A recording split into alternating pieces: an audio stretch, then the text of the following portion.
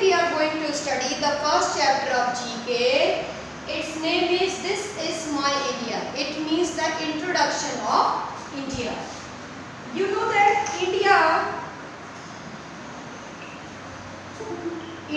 don't need an introduction for anyone, because you all are Indian citizens and you must know about India many things, like the Indian civilization. Indian civilization is the oldest civilization of the world. And what are the main achievements of India? This we are going to study in this chapter. Okay, This Is My India. The chapter name is This Is My India. The first some amazing facts we are going to study that was originated in India, and they are the recognition, they are the indication of India, they are the recognition of India, like some amazing fact. The first one, that is the oldest still continuous civilization in the world. The first point is given that Indian culture or tradition are the ancient dating back several thousand of years, and till today the civilization lives on, which makes it one of the oldest still continuous civilization in the world. Let me show you how. First thing, that Indus civilization. You know about Indus civilization? Yeah. You must have. Yes, ma'am. Yeah, you must have read about Indus civilization, the oldest civilization of the world. In India, there are many archaeological sites which are found by Indian archaeologists as the Indus civilization's remains. You can see here many pictures. Can you see the pictures? Yes, ma'am. Okay. Let me show you some oldest picture of Mohenjo-daro. You must have heard about Mohenjo-daro. What is Mohenjo-daro? Was an old city of Indus Valley civilization. Okay, Mohenjo-daro was an oldest city of Indus Valley civilization. There were many other remains in Mohenjo-daro and Lothal and Kalibanga. There were many cities. Yes. Okay, many are there. You can see here Harappa. There were many cities in Indus Valley civilization. Whatever we have found till now. अभी तक जो हमने खोज की है बच्चों, उस खोज के अनुसार हमें कुछ जिलों का पता चल गया है, जैसे कुछ का नाम मोहनजोदाड़ो है, एक का नाम हड़प्पा है, एक का नाम कालीबंगन, लोथल, ऐसे ही बहुत सारी प्लेसेस हैं जिनके बारे में हमें पता है। आप लोगों को पता है that the Indus Valley civilization is not just only in India, it also extends in Pakistan. You know that Pakistan was also the part of India before independence. After independence and division of India, it became different country. But before the division of India, it was our part. And that's why the Indus Valley civilization was stretched out all over the western part of India and the southern part of Pakistan. Okay. Now let's see the most important. तो पहली India की हमारी पहचान क्या है कि ये दुनिया की सबसे पुरानी सभ्यता और संस्कृति है। सभ्यता संस्कृति समझते हो? मतलब हमारी दुनिया में, जब दुनिया में बहुत सारी सिविलाइजेशंस पैदा हुई बच्चों, लेकिन उनमें सबसे पुरानी सभ्यता भारतीय सभ्यता है। क्यों? क्योंकि जो इसके साक्ष्य मिले हैं, जो इसके कह सकते हो जो इसके प्रूफ्स मिले हैं, वो कार्बन डेटिंग के अकॉर्डिंग कई हजारों साल पुराने हैं। इससे पता चलता है कि दुनिया में जो और सभ्यताएं आई, जैसे और भी अलग सिविलाइजेशन है, जैसे Mesopotamian civilization, Sumerian civilization and Chinese civilization and many other. तो इन सारी सिविलाइजेशंस में सबसे पुरानी सिविलाइजेशन कौन सी है? Indus valley civilisation. कितनी पुरानी है?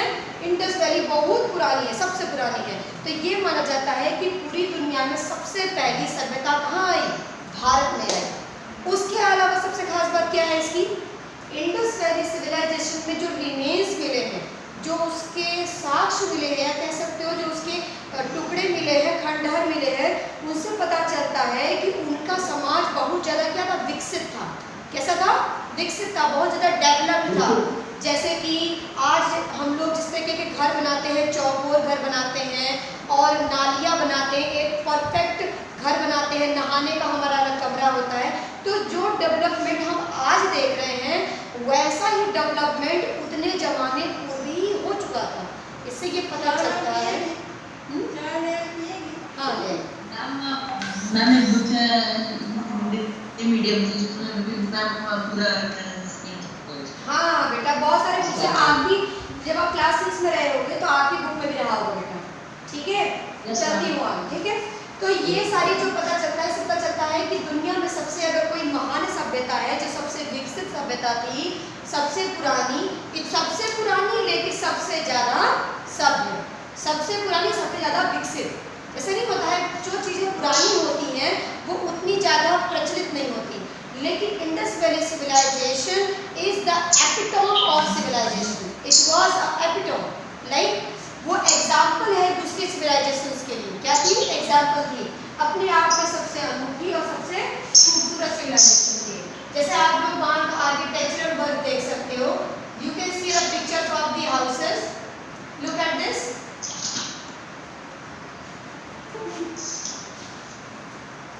See the pictures. Many pictures are given here. Look at this. This one. Look.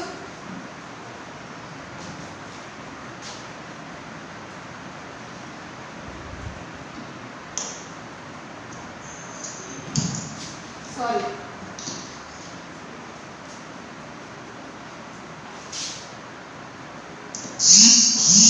Okay. So many things are there.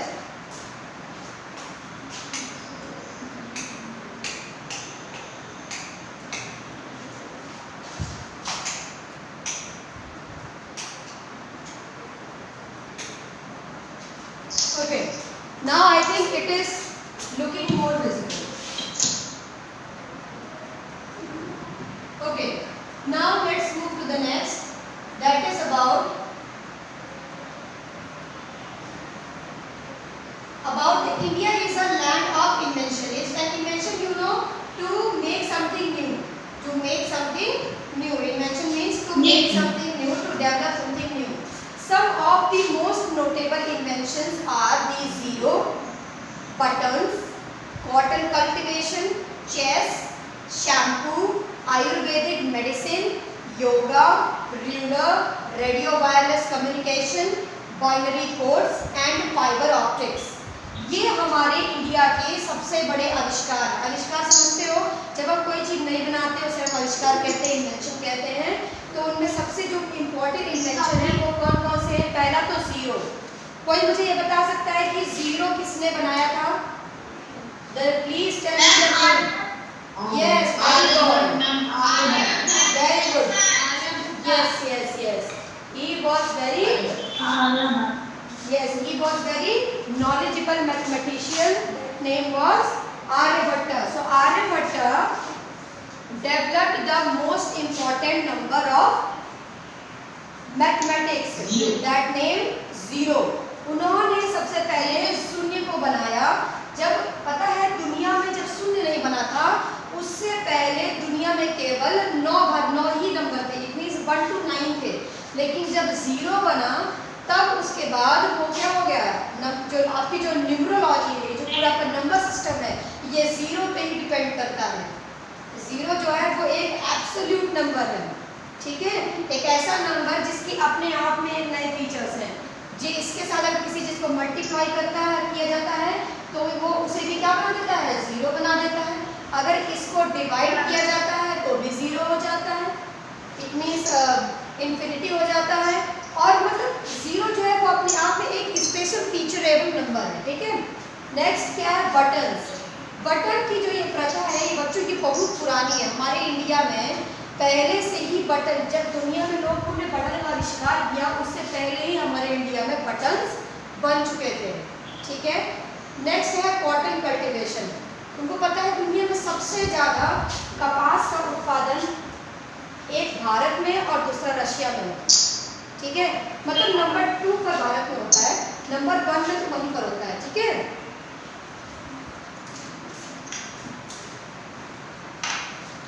Ma'am और इंडिया में तो और सबसे ज़्यादा कॉटन कल्टीवेशन जल्दी कहाँ कभी होता है इंडिया में, नहीं किस स्टेट में होता है, कोई बताएगा मुझे? Gujarat.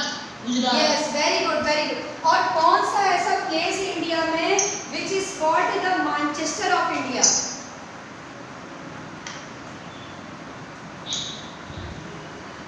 Anyone can tell me the name of the place which is called the Manchester of India? Nobody. Let me tell you, Ahmedabad. What is the name of the place? Ahmedabad. And where it is? It is in Gujarat. Okay. Now, next is chess. Chess, you know, it is the most ancient game sport of the world. China chess is the most ancient, oldest sport in the world. China chess जो था, बार बार China मेरे मुंह से निकल रहा है, sorry students. तो जो चेस जो था वो सबसे पुराना खेल है जो भारत में पैदा हुआ। इट मीन्स चेस जो है वो किसी दूसरे कंट्री की इन्वेंशन नहीं है, ये इंडिया की इन्वेंशन है, ठीक है। नेक्स्ट है आपका शैम्पू। तुमको पता है बच्चों, भारत में शैम्पू के आने से पहले इंडिया में लोग बाल किससे धोते थे, बताओ? मिट्टी से, सोप से। सोप के आने से पहले किससे धोते थे? नहीं, चलो मैं बताती हूँ। Let me tell you. अगर आप लोग कभी पहाड़ों पर जाओगे ना बच्चों, तुम लोगों ने हमारी इंडिया में साधु संतों को देखा होगा। They are having very long hairs. How they maintain their hairs? because they use something different, some Ayurveda medicine. What was that? It was Reetha.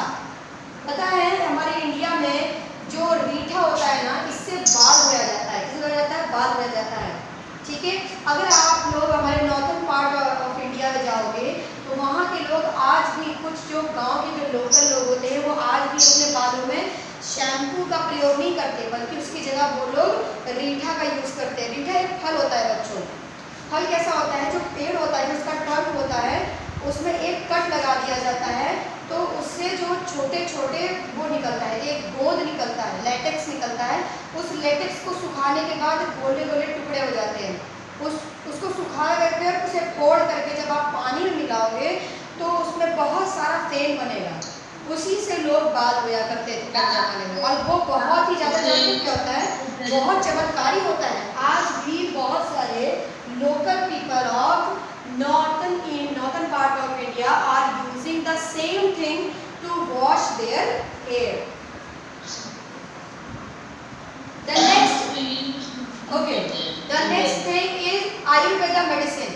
It is already written. I have told you that कि जो आपका औषधि विज्ञान है ना बच्चों, जो Ayurvedic science है, this was made in India. ये इंडिया की क्या है, पहचान है, ये इंडिया का इन्वेंशन है, ठीक है। नेक्स्ट है आपका योगा। कोई मुझे बताएगा कि योगा का इन्वेंशन किसने किया था? उस आदमी का नाम क्या था? उस ऋषि का क्या नाम था?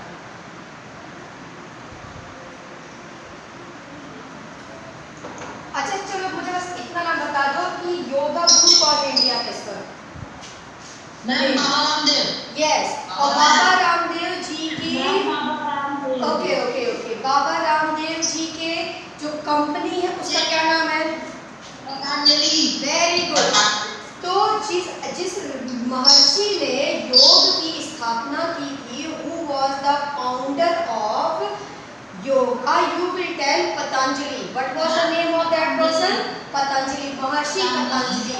ओके, तो पतंजलि जो ऋषि थे, उन्होंने योग शास्त्र का क्या किया था? आविष्कार किया था। उन्होंने योग दर्शन नाम की एक पुस्तक लिखी है, पूरा योग पर एक पूरा दर्शन लिखा हुआ है, और उसी पर बेस्ड आप लोग योगा सीखते हो। You can see the picture here, the girl is doing yoga. And can you tell me when international international yoga day occurred? Very good. 21st of June. Very good. 21st of June. अच्छा, अब मुझे ये बताओ कि 21st of June को मनाने के लिए ये किस सन में, मतलब किस ईयर में इसे पहली बार एक्सेप्ट किया गया?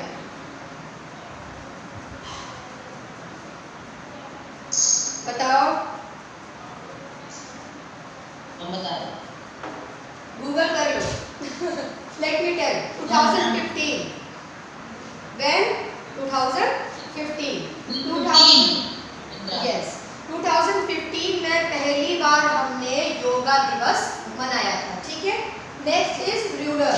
पूरी दुनिया में सबसे पहले जो राजकीय व्यवस्था थी, राजकीय व्यवस्था समझते हो?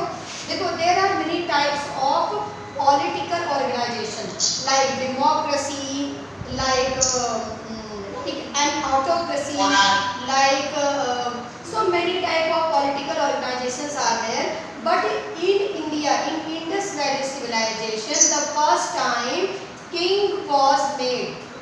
मतलब पुरानी, सबसे पुरानी सभ्यता कौन सी है? Bharat.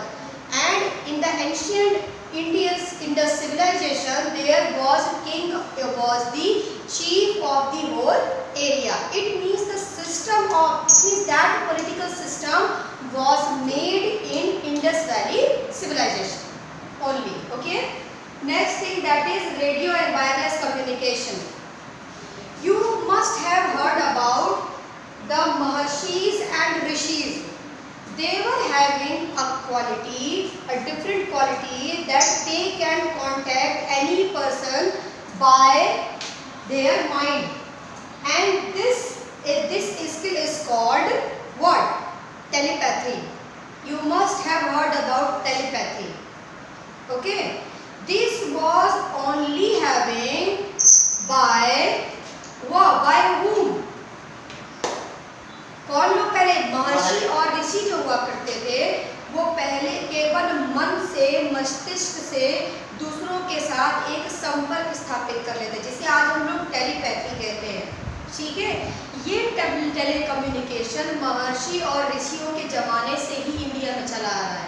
It means the oldest Indian Indus civilisation was having that person, those person were having that quality that they can contact any person of the world just by thinking, just by thinking. मतलब केवल सोच भर के ही वो लोग दूसरों से contact कर लेते। तो ये एक तरीका का कैसा था? वायरलेस कम्युनिकेशन था। Next one, that is binary code. Binary code, you must have heard about binary code like 0 and 1. Many at that time many scriptures are found in the Indian scriptures. बहुत सारी ऐसी आपकी जो शास्त्र है उनमें आप बाइनरी कोड्स देखोगे. They are having some certain meanings, and that certain meanings tells us about the developed India, tells us about the developed India of the ancient times. Okay. Next thing, that is fiber optics. Same thing I have told you. Next, yoga has been practiced for more than 5,000 years, and in the recent decades, the global interest in this form of healing and activity has massively increased around the world. It means that दुनिया में सबसे पुरानी सभ्यता में जो योगा है, ये सबसे पुरानी सभ्यता है जिससे किसी को ठीक किया जा सकता है. मतलब ये एक तरीके की मेडिकल फैसिलिटी है, एक तरीके की मेडिकल फैसिलिटी है. जैसे आपका एलोपैथिक है, जैसे आपका यूनानी मेडिसिन है, जैसे आपका होम्योपैथिक है, वैसे ही इंडिया में क्या था? योगा था पहले ज़माने में. जैसे आप लोग चाइना के बारे में सुना होगा, आपने एक्यूपंक्चर के बारे में सुना होगा. एक्यूपंक्चर लोग कहते हैं चाइना में डेवलप हुआ, लेकिन ऐसा नहीं है बच्चों. एक्यूपंक्चर इंडिया में डेवलप हुआ, लेकिन इंडिया में उसका विकास ज़्यादा नहीं हुआ, बल्कि यहाँ से एक्यूपंक्चर को ले जा करके बोधिसत्वा नाम के एक ऋषि ने चाइना गए और वहाँ के लोगों को उन्होंने कुंफू और एक्यूपंक्चर सिखाया, और वहाँ के लोगों ने उसे ही अपना मान लिया. क्या मान लिया? उसे अपना मान लिया. मतलब उन्होंने ये कह दिया कि ये चाइनीज सिविलाइजेशन का पार्ट है, लेकिन एक्चुअली में वो किसकी सिविलाइजेशन का पार्ट है? इंडियन सिविलाइजेशन का पार्ट है। ठीक है, आगे क्या है? There are at least 454 active. Yes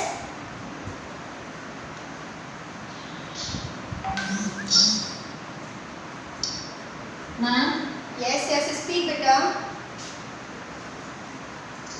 ma'am जो ऋषि जो था वो चाइना गया, वो हमारी साउथ इंडिया से गया था मैम। हाँ बेटा, yes yes, his name was Bodhisattva. Ma'am उसको पोस्ट की थी। मैम उसको movie Sorry, it was name was Bodhidharma. Correct. Okay, sorry. Thank you for correcting me. His name was Bodhidharma, not Bodhisattva. Bodhisattva was only a post. Very good. Yes. Thank you dear for telling me. Actually, कभी मुझसे भी mistake हो जाती है. Okay. So now let's move on. There are at least 454 actively spoken languages and 22 official languages spoken in India. So it means there is only one country in the whole world that is having such number of languages. पूरी दुनिया में ऐसा कोई देश नहीं है बच्चों जिसके यहाँ इतनी ज़्यादा लैंग्वेजेस बोली जाती हैं जितनी भारत में बोली जाती हैं। भारत में कुल मिलाकर कितनी 454 इतनी 454 लैंग्वेजेस बोली जाती हैं, जिनमें से only 22 languages are officially printed in your constitution. लेकिन आपके constitution only recognise 22 official language. How many language are official in India? 22, and the rest of the actively spoken languages are what? They are dialects.